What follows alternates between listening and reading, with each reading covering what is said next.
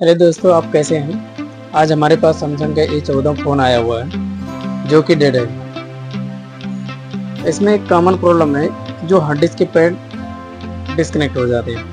तो क्योंकि ये दूसरे के शॉप से आया हुआ फ़ोन है, तो पहले चेक करना पड़ेगा कि इसमें क्या क्या हो सकता है डेड केस में। तो सबसे पहले यूएसबी लगा के मैं चेक करता हूँ कि क्या हमारा चार्जिंग लो हो या अदर कोई कंडीशन पे है। तो यूएसबी लगा रहा हूँ। यूएसबी लगाने के बाद ये 0.2 0.34 मिली एम्पियर ये कंजप्शन कर रहा है, जिससे ये पता चलता है कि अगर हम बेसिक बात करें तो ये हार्ड डिस्क का फॉल्ट है। लेकिन अगर हम डेड केस के रिपेयर के मामले में जाएंगे तो यूएसबी टेस्टर हमारा कोई भी हेल्प नहीं करेगा। अगर हमारा चार्जिंग सेक्शन ओके है तो भी वो एम्पियर कंजप्शन करता है। तो उसके बाद क्या करते हैं, इसको डीसी पे चेक करेंगे, ये इसकी डीसी की रीडिंग क्या है। तो जैसे कि देखा जाए कि मेरे डीसी की डिफ़ॉल्ट रीडिंग है 44 0.045 मिली एम्पियर कंजप्शन है ऑटो। पावर प्रेस करने के बाद ये 200 तक जा रहा है। मिनिमम अगर हम 45 या 50 माइनस करेंगे तो 150 समथिंग हो जाएगा। 150 मतलब हार्ड डिस्क का 100% है ये कि हार्ड डिस्क या रैम में दिक्कत है। अब ये हार्ड डिस्क में भी दिक्कत आएगी तो भी 150 पे स्टक होएगा, रैम में दिक्कत आएगी तो भी 150 का पे दिक्कत हो जाएगा। तो पहले चेक करते हैं। तो चेक करने से पहले सबसे पहले आई स्कैनिंग करें, ताकि किसी ने काम किया हो या गलती से निकल गया हो गिरने से और कुछ कारण से कोई कैपेसिटर या रजिस्टर ऐसी जो हो जो हार्ड डिस्क रिलेटेड हो निकल गई हो, तो उससे भी आपका फ़ोन स्टक हो जाएगा। तो अभी पहले चेक करते हैं कि इसके अंदर क्या कंडीशन है।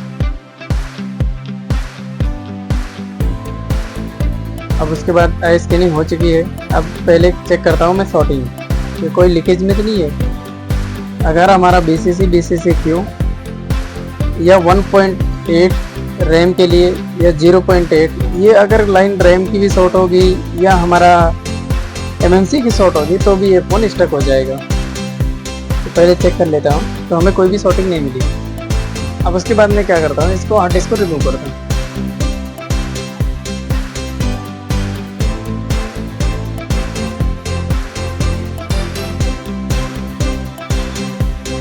हार्ड डिस्क को रिमूव करने के लिए मैंने इसके टेम्परेचर रखा हूँ 60 एयर रखा हूँ, 380 टेम्परेचर करके रखते हैं।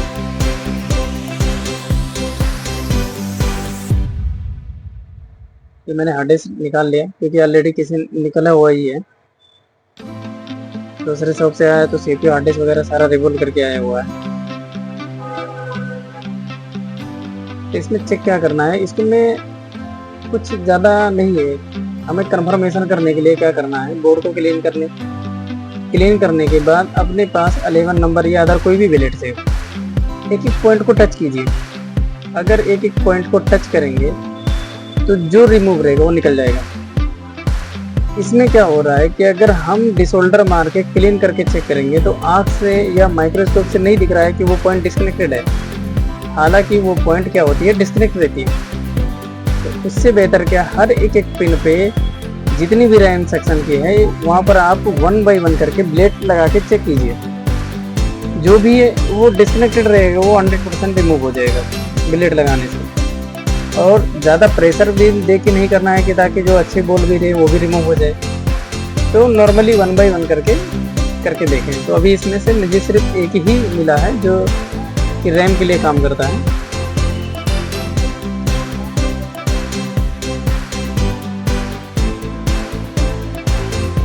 अब उसको क्या करते हैं, उसके पैड को हमें बनाना पड़ेगा। उसके पैड के बनाने के लिए सबसे पहले स्क्रैच करें। स्क्रैच करने के बाद वहाँ पर जलेबी बना के वहाँ पर जंपर से उसको अच्छे तरीके से एक बॉल को बना दें।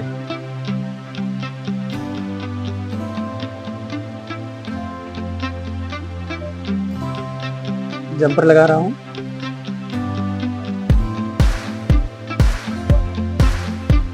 इसमें कॉमन प्रॉब्लम है, इसके रैम की जो है आप CPU भी रिवॉल्व कर दीजिए, हार्ड डिस्क भी रिवॉल्व कर दीजिए, तो भी ये फ़ोन सॉल्व नहीं होने वाला। क्योंकि ये जो है, क्योंकि इसमें डिसोल्डर मारने के बाद भी आपके डिस्कनेक्टेड पैड नहीं मालूम पड़ रहे। या तो आप क्या कीजिए, ऑल MMC UPS की ये जितनी भी हमारे 254 बीजी बॉल हैं इसकी, सबकी 1 बाय 1 करके आपको डायोड वैल्यू लेनी पड़ेगी। तो डायोड वैल्यू लेने से अच्छा है कि शॉर्ट टाइम में काम करने के लिए बिलेट लगा के आप ऐसे, जब आप आर्टिस्ट उतारते हैं तो थोड़ा बहुत बॉल बचा रहती है, तो उसको क्या करें, उसी पे बिलेट थोड़ा टच करके चेक कीजिए, उसमें ही रिमूव हो जाएगा, तो पूरा पैड आपको चेक करने की ज़रूरत नहीं पड़ेगी। हाँ, अगर चलो कभी कभी ऐसा भी हो जाएगा कि आपको बिलेट लगाने के बाद भी वो रिमूव नहीं होता है, लेकिन वो लाइन डिस्कनेक्टेड भी रहती है। तो करना क्या है, आपको रैम की लाइन के सेक्शन में जितनी भी है आपको पैड वैल्यू लेनी पड़ेगी।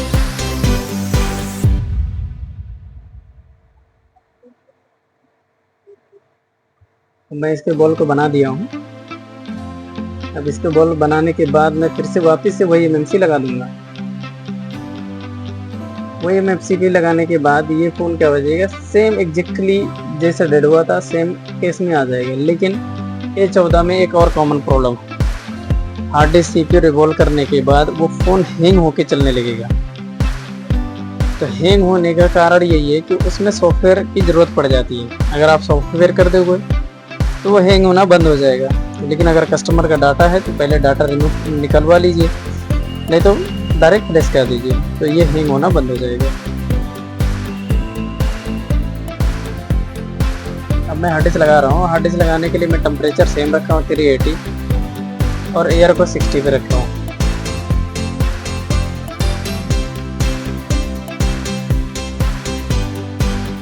हार्ड डिस्क लगा दिया हूँ। अब बोर्ड को थोड़ा कोल्ड करता हूँ। बोर्ड को थोड़ा कोल्ड करने के बाद फिर चेक करते हैं क्या रिजल्ट है।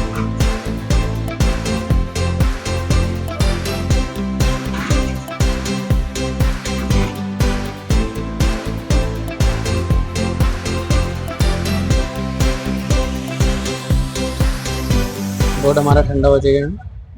अब मैं इसको फ़ोन में लगा के एक बार आपको चेक करवाता हूँ कि अभी क्या कंडीशन में है वो पैड बनाने के बाद।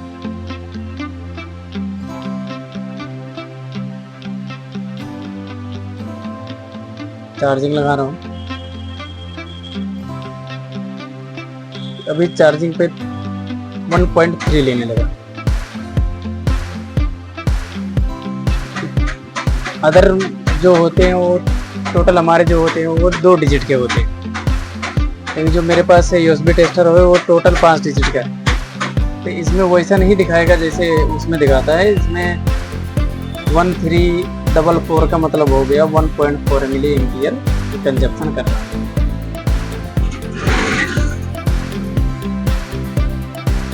बैटरी लो है इसकी, थोड़ा वेट करना पड़ेगा चार्ज करने के लिए।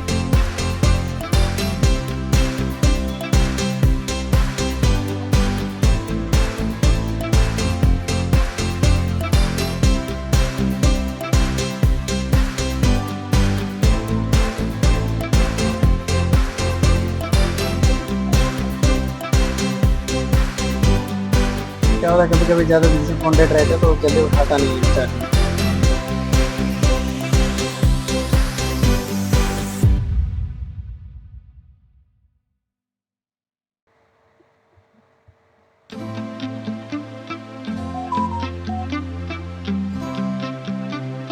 बीस सेकंड लोगों पे गया हुआ, थोड़ा वेट करके चेक करना, तुरंत ही नहीं ऐसा कि लोगों पर गेला फॉरवर्ड मार दें और कुछ कर दें, नहीं। मिनिमम एक बार अगर आप हार्ड डिस्क निकाले हो तो मिनिमम वो 2 से 2.5 मिनट तक ले सकता है चालू होने में।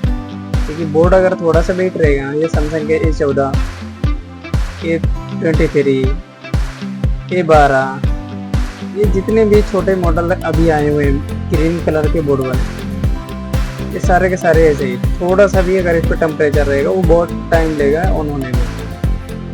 उसको जब तक ये कोल्ड नहीं होगा तब तक फास्ट ये ऑन नहीं होएगा।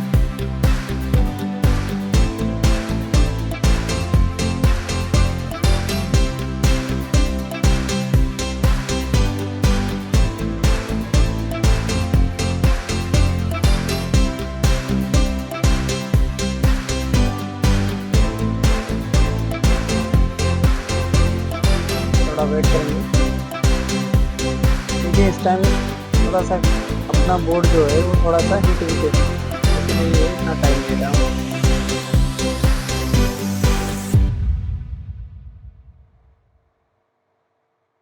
ये ऑन हो गया। ये ऑलरेडी रीसेट मारा हुआ है, इसके लिए इतना समय लिया इसको ऑन होने में। स्टार्ट करेंगे, इसको आगे बढ़ाएंगे, एग्री करेंगे, सेटअप मैनुअली करेंगे, स्किप स्किप, फिर स्किप करेंगे डेट एंड टाइम को और नीचे लेके जाके एक्सेप्ट करके स्किप कर देंगे, फिर स्किप करेंगे, फिर एग्री करेंगे और फिर फिनिश कर देंगे। नेक्स्ट करके फिनिश कर देंगे, ये हमारा फोन ओके हो जाएगा।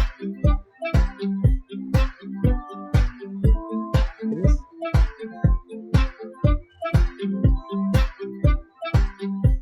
ये हमारा फोन हो गया ओके। तो ऐसे फोन किसी को रिपेयर करवाना है तो हमारे पास पार्सल भेज सकते हैं, हम रिपेयर करके दे देंगे। थैंक्स देखने के लिए वीडियो।